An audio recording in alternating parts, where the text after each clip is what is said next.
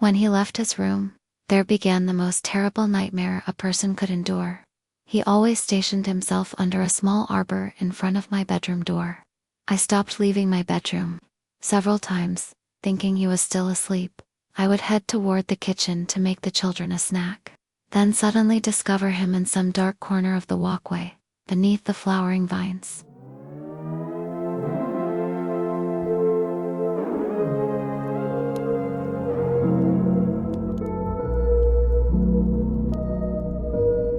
I'll never forget the day he came to live with us.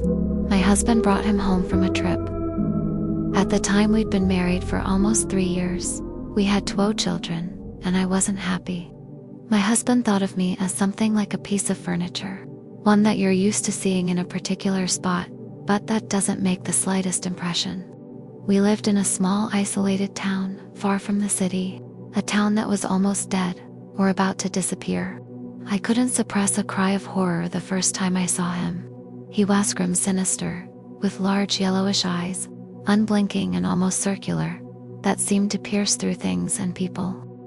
My already miserable life became hell. The very night he arrived, I begged my husband not to condemn me to the torture of his company. I couldn't help it. He filled me with mistrust and horror. "He's completely inoffensive," my husband said, looking at me with marked indifference.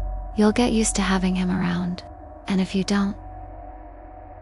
It was impossible to convince my husband to take him away. He stayed in our house. I wasn't the only one who suffered because of his presence. Everyone in the house, my children, the woman who helped me with the chores, her little son, they all dreaded him. Only my husband enjoyed having him around. From the first day, my husband gave him the corner room. It was a larger room, but I never used it because it was dark and damp. He, however, seemed content in there. Being quite dark, it suited his needs. He would sleep until night fell. I never discovered what time he went to bed. I lost what little peace I had enjoyed in that big house. During the day, everything seemed to proceed normally. I always rose very early, dressed the children who would already be awake, gave them breakfast, and entertained them while Guadalupe fixed up the house and went out to do the shopping. The house was very large, with a garden in the middle and the rooms laid out around it. Between the rooms and the garden, there were corridors that protected the rooms from the harshness of the frequent rains and wind. Caring for such a large house and its garden, my morning activity each day was hard work, but I loved my garden. The passageways were covered with climbing plants that flowered almost all year round. I remember how much I enjoyed sitting in one of those corridors during the afternoon, sewing the children's clothes amid the perfume of the honeysuckle and the bougainvillea. In the garden, I grew chrysanthemums, pansies, alpine violets, begonias, and heliotropes. While I watered the plants, the children entertained themselves looking for caterpillars among the leaves. Sometimes they would spend hours, silent and very intent, trying to catch the drops of water that leaked from the old garden hose. I couldn't keep myself from glancing now and then toward the corner room. Although he spent all day sleeping, I couldn't be sure.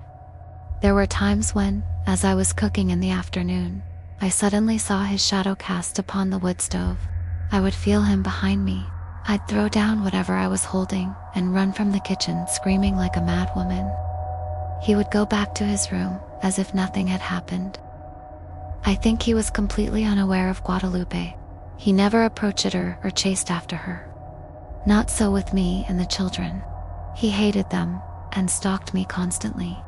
When he left his room, there began the most terrible nightmare a person could endure. He always stationed himself under a small arbor in front of my bedroom door. I stopped leaving my bedroom. Several times, thinking he was still asleep, I would head toward the kitchen to make the children a snack. Then suddenly discover him in some dark corner of the walkway, beneath the flowering vines. "He's there already, Guadalupe," I would shout desperately. Guadalupe and I never referred to him by name. It seemed to us that doing so would lend greater reality to that shadowy being. We always said, "There he is. He's come out, he's sleeping." He only took 2 meals, one when he woke up at dusk and the other, perhaps, in the early morning before he went to sleep. Guadalupe was responsible for bringing him the tray.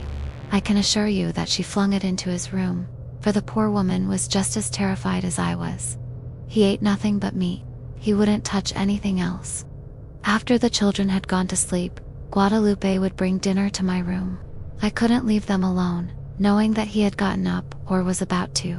Once her chores were finished, Guadalupe went off to bed with her little boy, leaving me alone to watch over my children's slumber.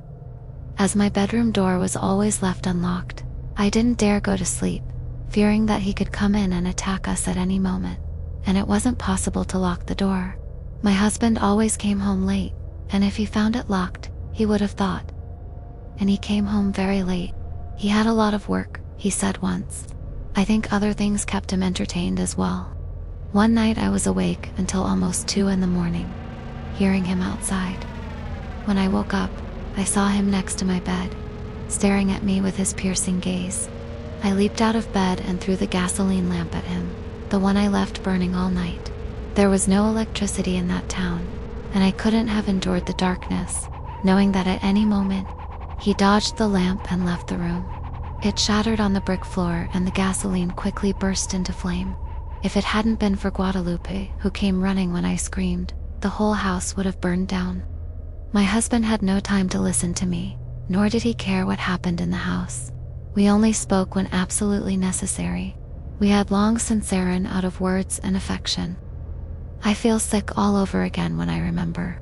Guadalupe had gone out shopping and left her little Martin sleeping in a crate where she used to lay him down during the day. I checked on him several times. He was sleeping peacefully. It was almost noon. I was combing my children's hair when I heard the little boy's crying mingled with strange shouts. I reached the room and found him cruelly beating the boy. I still can't explain how I wrested the little child from his grasp and hurled myself at him with a heavy stick I found at hand, attacking him with all the fury I'd kept pent up for so long. I don't know if I managed to hurt him much, because I fell down in a faint. When Guadalupe came back from her shopping, she found me unconscious and her little boy covered with bruises and bloody scratches. Her pain and rage were terrible. Fortunately, the boy didn't die and he soon recovered. I was afraid that Guadalupe would run away and leave me alone with him. If she didn't, it was because she was a brave and noble woman who felt great affection for my children and for me. But that day, a hatred was born in her that clamored for vengeance. I told my husband what had happened and demanded that he be sent away, pleading that he could kill our children the way he had tried to do with little Martin. Every day you're more hysterical. It's truly painful and depressing to see you like this. I've explained to you 1,000 times that he's harmless. I thought then about fleeing from that house, from my husband, from him. But I had no money and no easy way to communicate with anyone. Without friends or family to turn to, I felt as alone as an orphan. My children were terrified. They didn't want to play in the garden anymore. They wouldn't leave my side. Whenever Guadalupe went out to the market, I shut myself in my room with them. This situation can't go on, I said to Guadalupe one day. We have to do something. And soon, she replied. But what can the two of us do alone? Alone, true. But with such hatred, her eyes held a strange gleam. I felt afraid and overjoyed. The opportunity arrived when we least expected it. My husband left for the city to take care of some business. He would be away for a while, he told me. Some 20 days. I don't know if he was aware that my husband was gone, but that day he woke up earlier than usual and stationed himself in front of my room. Guadalupe and her son slept in my room, and for the first time I could lock the door. Guadalupe and I spent almost the entire night making plans. The children slept peacefully. From time to time we heard him come up to the door of the room and pound on it furiously. The next day we gave the 3 children their breakfast, and then, so that we could work calmly without them interfering with our plans, we shut them in my room. Guadalupe and I had so much to do and were in such a hurry to do it, that we couldn't spare time even to eat. Guadalupe sawed several large, sturdy planks while I looked for a hammer and nails. When everything was ready, we silently crept toward the corner room. The double door was ajar. Holding our breath, we closed the door, dropped the bolt, then locked it and began to nail the planks across it until we had completely sealed it shut. Thick drops of sweat ran down our foreheads as we worked. He didn't make any noise. He was seemingly fast asleep. When it was all finished, Guadalupe and I hugged each other, crying. The following days were awful. He lived for a long time without air, without light, without food. At first he pounded at the door, throwing himself against it. He shouted desperately, clawed and scratched. Neither Guadalupe nor I could eat or sleep. His screams were terrible. Sometimes we thought my husband would come back before he was dead, if he were to find him that way. His endurance was great. I think he lasted nearly 2 weeks. One day there was nothing to be heard. No more noises, not even a moan. Still, we waited 2 more days before opening the room. When my husband returned, we greeted him with the news of his guest's sudden and disconcerting death.